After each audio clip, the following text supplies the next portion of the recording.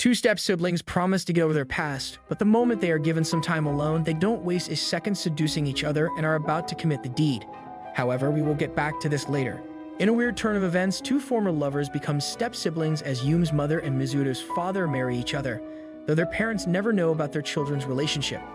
Ever since this shock, the two barely get along well with one another and constantly try to avoid each other as much as possible. As one of them is about to leave home, the other also realizes they have something and another argument takes place between the two. Though Yume's biological mother, unintentionally sets them up to go together, and they have all the freedom but to decline her request. Later at the dinner, Miniaki and Yume discuss how well the two get along, even though they anticipated problems since immediately living with the opposite gender isn't easy. Hearing this, Yume instructs Mizuto to act like a good brother as they wouldn't want to disappoint their parents. Afterward, Mizuto is reading in his room when Yume barges in and demands that he starts calling her his older sister. This stirs another disagreement as Mizuto believes he's the older one among them. However, Yume hasn't come unprepared. She pulls out the whole analysis about how she was born 30 minutes earlier than him, and thus it makes her more privileged. Since Mizuto still disagrees with her logical conclusion, they decide that anytime one of them brings up their past and acts like a lover would make that person the younger sibling. Immediately after, Yume starts provoking him deliberately to make him slip his tongue and starts checking out his various books. Mizuto tries reasoning, but the other is affirmed that this is normal sibling behavior and tries to take out a reaction from him. Mizuto is worried since his Pandora's box, a thematic magazine, is lying inside the drawer and doesn't want her to lay eyes on it. His worried face doesn't escape her gaze and she reaches out to the drawer. Though Mizuto isn't one to just sit back and observe, but starts apologizing for always acting like an idiot, much to her surprise. This accidentally makes Yume refer to him by his last name, a former habit, and Mizuto is swimming in joy as he gets to be the older brother and can make her shamefully refer to him as such. Embarrassed, Yume immediately runs away, and the other can peacefully get back to reading now. The following day, they head off to school and are forced to have their high school debut photos taken together by their parents. During the on-stage speech from the principal, Mizuto instructs her to worry about herself as she's just a friendless nerd and tells her this is an opportunity for her to make new friends. Much to his shock, Yume had higher grades than Mizuto in the entrance exam and she is now the class rep. Other boys use all kinds of techniques to get closer to her, and some even try to get closer to Mizuto to get a chance to talk to his sister. He's annoyed that she has already spread the news of the two being step-siblings, but doesn't have the freedom to stop her from doing so either. After he gets back, Yume confronts him about this, and he assures her that she shouldn't worry about mild stuff like this. The next day, she is following him closely on their way to school. They had promised each other to go separately, and Mizuto is annoyed by this as he feels it will attract unwanted attention. The same boys once again try to get closer to Mizuto, but Yume is here to the rescue, and just creates more misunderstanding by telling them she has a brother complex. Later, the two are alone and their parents notify them that they would be late. Since Yume is a terrible cook, Mizuto decides to make dinner, and this infuriates Yume as she thinks he is looking down on her. She deliberately comes out of the bath with just a towel covering her body and tries to make him slip. Unfortunately, she is not careless enough and messes up the whole situation. Mizuto instantly realizes this and gives her clothing to cover herself, but the next thing they knew, he was on top of her. Yume realizes that they are all but acting, and as they are about to progress, their parents arrive. Yume is forced to hide, while Mizuto acts like he was just chilling here. While chilling in his class, Mizuto is approached by a rather livelier student, Kovier, who immediately reaches out his hand for friendship. Mizuto feels he is just another playboy trying to get closer to Yume, and warns him that he isn't going to get anything by doing this. However, Kogier is being genuine in his response and tells him that he shouldn't worry as he isn't really interested in Yume. Though he does tell him to look behind to lay his eyes on a spectacle. And the second he does, Mizuto finds Yume embarrassed about his earlier remarks. Afterward, they have a fitness test and Yume has her chest weirdly analyzed by another girl, Minami. The other is impressed with her huge size and feels pessimistic about hers, although Yume assures her that they will grow bigger soon as such happened to her. Hearing this, Minami finds hope and the two have their bust sizes checked. Later, it is time for physical activities and Yume misunderstands Minami's response by telling her that they suck. She has an impression that Minami is just bad at physical activities just like her and feels good that at least there is someone else beside her who isn't so active. However, the second Minami heads off to give her test, Yume is flabbergasted as she is a full-fledged tomboy, possessing immense strength. Even though she is bad at physical activities, Yume just couldn't sit back and let others make fun of her. She has read several books and watched TV shows about them along with practicing to protect herself from embarrassment. However, it comes at the cost of sleep as she had hardly received time for rest. Immediately after the test, she's about to fall down when Mizuto saves her and instructs Minami to take her to the infirmary. After she wakes up, she explains the whole thing about not getting any sleep to Minami, and the other person perfectly understands her reasoning and even encourages her that it is these things that make them aspire to achieve greater heights. On their way back, Mizuto teases her by telling her she has bags beneath her eyes before disappearing completely from her eyes. The following day, Yum is stuck down with a fever, and Minami is incredibly worried about her. As she's trying to get the whole detail out of Mizuto, Kogure stops her from doing so as it will irritate the others. However, she is just too concerned about her friend and wants to see her. Kogure also decides to join them, but she just tells him to buzz off and not be a nuance. On their way back, Minami continues to pry out on their past, and Mizuto does his best to hide relevant details from her. As the two enter Yum's room, she can only spot Mizuto and refers to him just like she did in the past, embarrassing him. Though the moment she realizes Minami is also there, she feels ashamed of herself. Minami is the type to have every detail unfolded in her arsenal and instructs Mizuto to help her cook for Yum as she's heard he's a nice cook. Minami gives attention to the body language and deduces that Mizuto once had a girlfriend and is surprisingly assured that he is single now.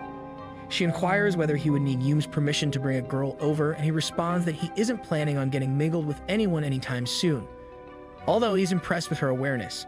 After she leaves, Mizuto enters her room to check on her and reminisces about a past he once bore. He fell in love with her in 7th grade, and the two would talk about all sorts of books together. Though disagreements led to more, and the two eventually decided to split up. Presently, Yum wants to hold his hand as she is frightened that he will leave her once more. However, he assures her that he will be there for her whenever she so desires. Unfortunately for her, Mizuto finds out that she was only pretending to be sick to get his attention and reveals that she was just concerned she would be lonely in a clouded world, even though he just told her that he would be the breeze for Spring's garden. While they were still dating 6 months back, Yum would keep all the things she would receive from him in a little box and would worship them like a cult follower. Among many things, she had gotten her hands on Mizuto's underwear, and believing that it will only bring more trouble as it is a violation of rules, she is determined to return them without his awareness.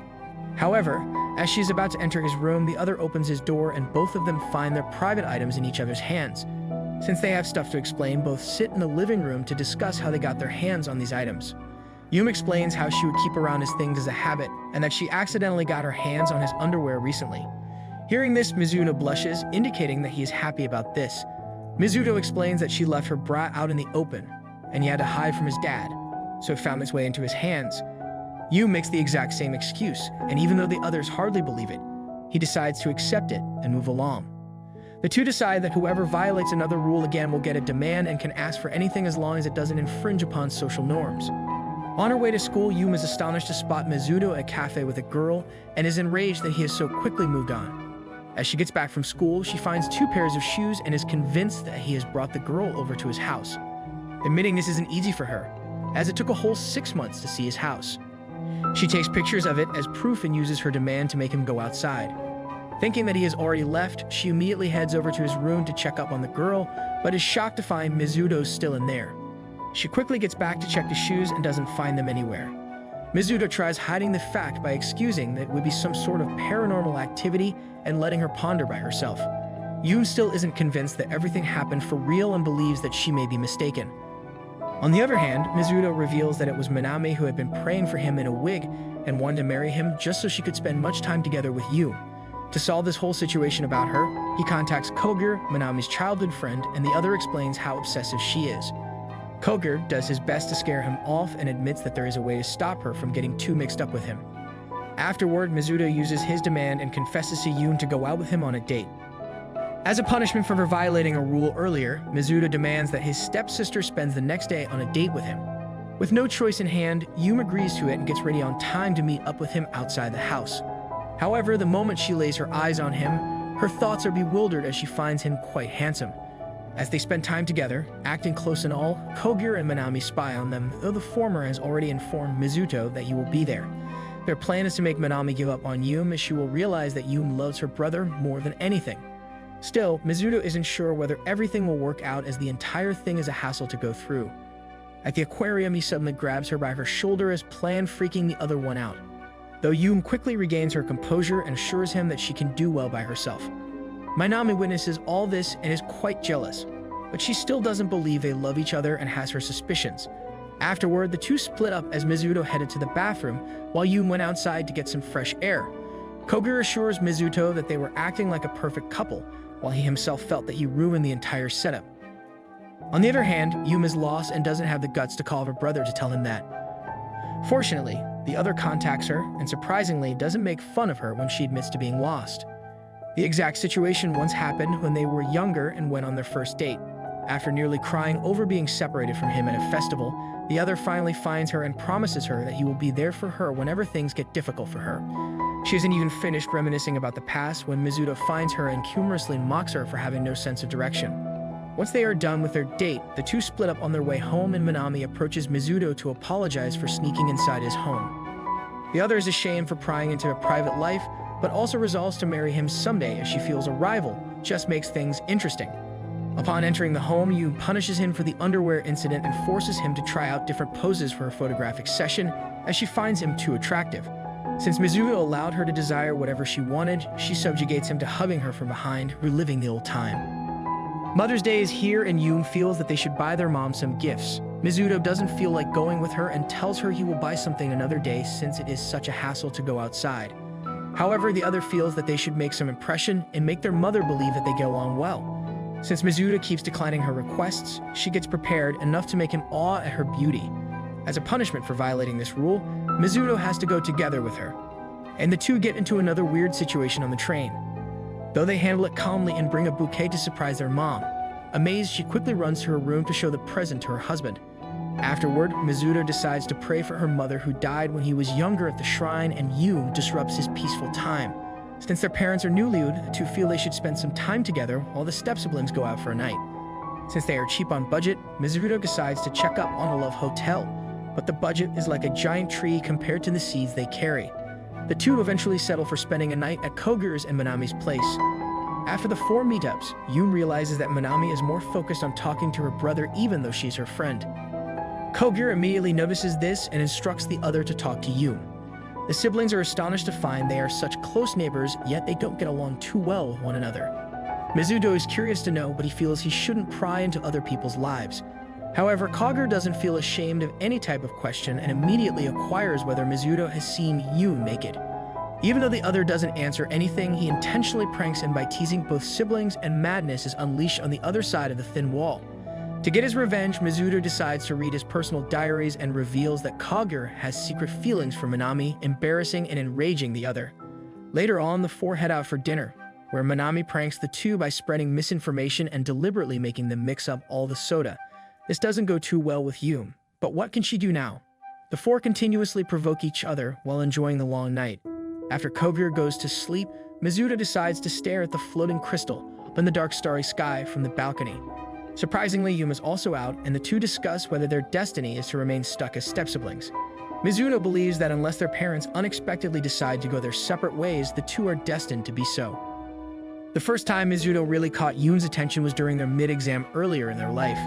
Even though she thought there was a rivalry between the two, Mizuto didn't seem to care about it in any way, and that led her to know him personally, gradually evolving to become lovers. Presently, the exams are approaching, and Yoon, as the current top scorer, feels that she should defend her title as the topper of the class. On the other hand, Mizuto doesn't give much heed to the thought of attaining peaks in the exam and would feel content with anything as long as they are decent enough. Yoon ignores him initially, thinking of beating him, but once she notices that he is handing her a victory, she just cannot sit back and relax. She confronts her brother in front of their mom and starts belittling him for his bare minimum efforts. The only reason Mizuto didn't give the correct answers during the paper was so his sister could retain the top spot, as it makes her happy. Yoon begins to think that the rivalry never existed and she was the only one who ever cared about competing. However, when the results are announced, she realizes that Mizuto has attained the top spot, much to her amazement. Her only worry was that other students would start neglecting her if she dropped from her position, but seeing as her friends are as sincere as ever, she feels the grades don't matter too much, though she is still fixated on beating her brother in finals. Yoon believes that her love for him has blossomed again and rushes out to the library to confront him. However, much to her surprise, he is preoccupied with a random girl who he seems to get along with pretty well. Izana is a severely introverted girl who has miraculously befriended Mizuto. As both are avid novel readers, it is easier for them to spend some time together and get along well. Ever since this incident, Yoon has started to care for his brother by doing everything she could for him, to the point it makes him rethink their prior lives. Mizuto still doesn't understand the spiral of these events, but decides to heed not much mind. One day after leaving the school, Yume and Minami decide to confront them, but Izana is too shy and the others immediately leave, understanding her situation. Later, Mizuto enters Yume's room and instantly makes a move on her to tease her. All this was a plan to make her spit out everything, and he successfully makes Yume reveal her jealousy. The following day, he introduces Izana to her, while also admitting that the two don't have any feelings for each other, as Yume feared. Yume recalls her confession to Mizuto and feels embarrassed that she used such an old-age technique to propose to him. Presently, Izana finds a note in her locker, a threatening letter about revealing her secret. She promptly follows the instructions and heads off to the cafe where she is supposed to meet with the sender. Astonishingly, the senders were none other than Yume and Minami, who are keen on helping her out. The two are convinced that she has feelings for Mizuto, and to further make her believe it, they do some experiments on it, which proves in their favor.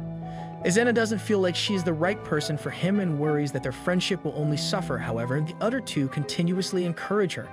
Seeing her lack of confidence, Yume remembers her earlier days when she was just like her and had a hard time dealing with her feelings. However, now Izana has friends and Yume doesn't want her to sit back and see her crush with someone else. As they need to be steady in their work, the two instruct her to spend time with Mizuto like normal, while occasionally showing her feminine side. At the library, the two watch from afar while she tries to make an impression. Unfortunately, even though she tries to provoke his lustful gaze, Mizuto is unbothered and just tells her to lower her skirt as her underwear was showing. This further embarrasses her, and she runs away to the bathroom to meet up with the others. Minami sees an opportunity for her to utilize her big busts, and she once again tries making moves on the other. However, he immediately instructs her to make some distance as her boobs are touching him. The three are flabbergasted and don't understand how come a man is unbothered by boobs. They continue coming up with new ideas to no avail, but luck just doesn't seem to be in Izana's favor as Mizuto only sees her as a friend, nothing more. The three reunite one more to create more opportunities for her, and they all agree on a direct confession. The following day, while the other two are hiding, Izana reveals how he is the only one to have genuinely communicated with her. Since the two have so much in common, Izana feels they should be together, having all the time for each other. However, the Wheel of Fate is as humorous as ever. Mizuno still has feelings for his stepsister, and the threads cannot be severed even by someone like Izana. Yume's pearly eyes get teary as she feels that whenever she tries to move on, the forbidden relationship looms in brilliance. Now that she's been rejected once, Izana doesn't feel like holding back and uses all sorts of dirty jokes to provoke him.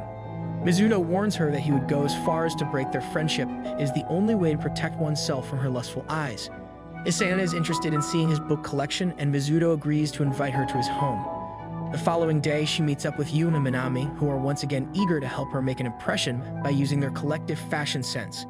As Izana doesn't have any money, the two decide to pay up for everything, but on the condition that she wouldn't have to follow all their instructions. Izana tries various costumes and clothes, but all appears so lewd. Finally, one suit catches her attention and she sends a picture to Mizuto to ask his opinion, gaining his approval. Upon entering Mizuto's room, Izana is astonished by his collection and wants to spend the entire weekend reading them.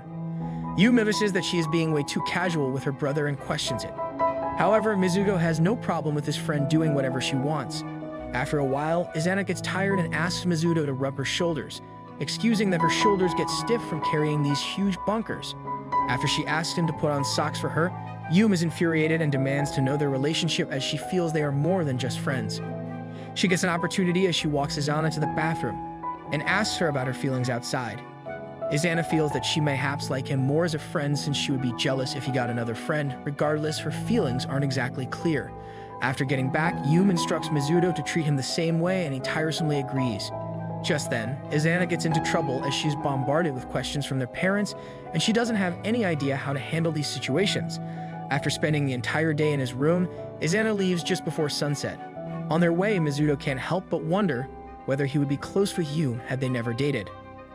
Before they were siblings, Yume and Mizuto would occasionally meet up at the library and the books drove their feelings for one another. After getting to know each other better, Yume needed help with a book, which coincidentally, Mizuto had in his collection, so he invited her home. She came in fully prepared to spend the time of her life together with him. However, the other was too nervous the whole time and thought she would kill him if even he so much as touched her. Unfortunately, they both are weak when it comes to revealing their feelings and Mizuto sees her off to her home. Afterward, they get separated after the exam as Yume now attends a different section and gradually makes some friends. She is excited about her new life and gives as much time to her friends as needed to improve her social life. However, this doesn't go too well with Mizuto, as he feels she is distancing herself from him, and thus their communication takes a blow. He decides to formally apologize to her for this misunderstanding, but is caught up in another one when he is helping out another student and Yoon perceives it the wrong way. After the two meet up, Mizuto immediately apologizes for his childish behavior, while the other follows it up by accusing him of cheating. This further dissociates the two from one another, and multiple occasions pass without the two contacting one another. Yoon heads off to a festival without even contacting him, and yet she expects him to show up to be there for her. However, such dreams only come true in fairy tales, and she had to spend the entire night alone. Tired of this toxic relationship, the two eventually choose to break up.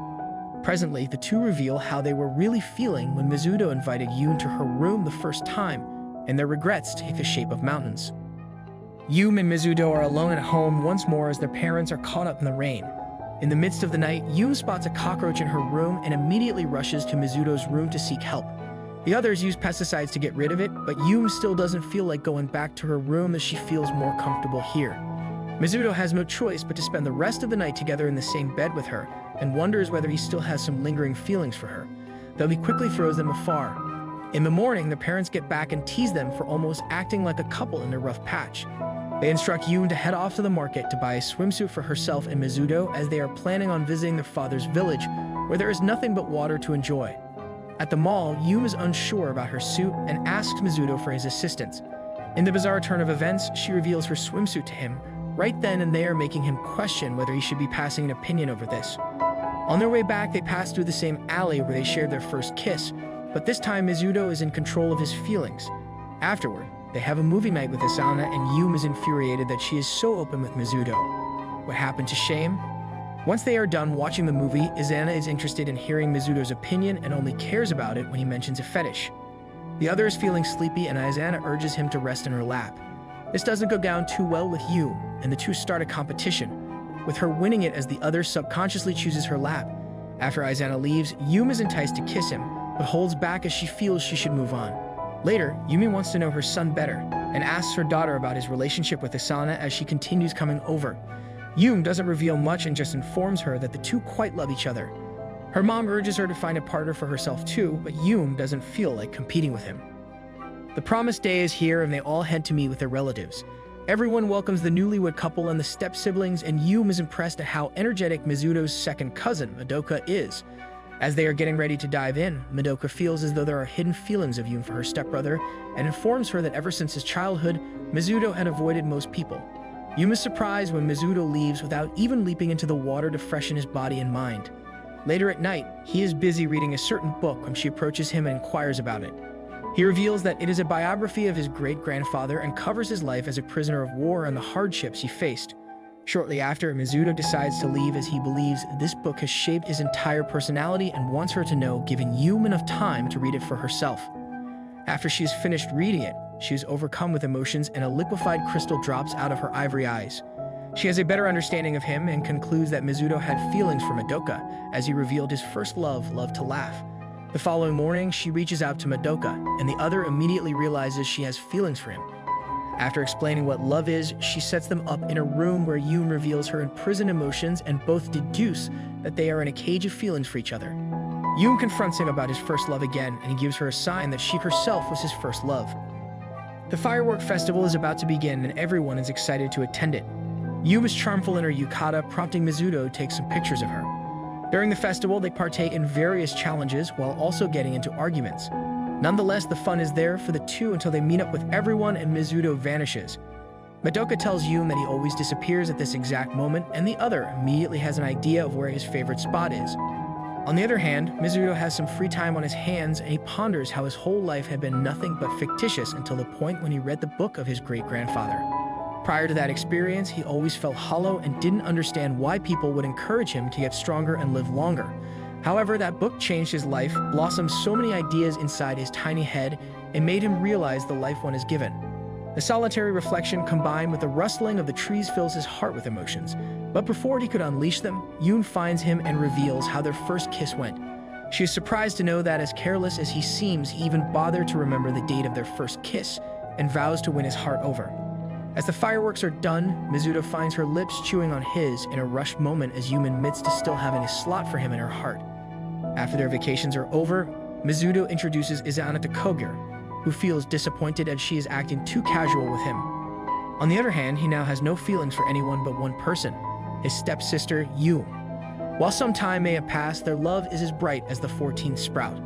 What do you think of their life ahead? Let us know in the comments. For now, leave us a like and subscribe for more content.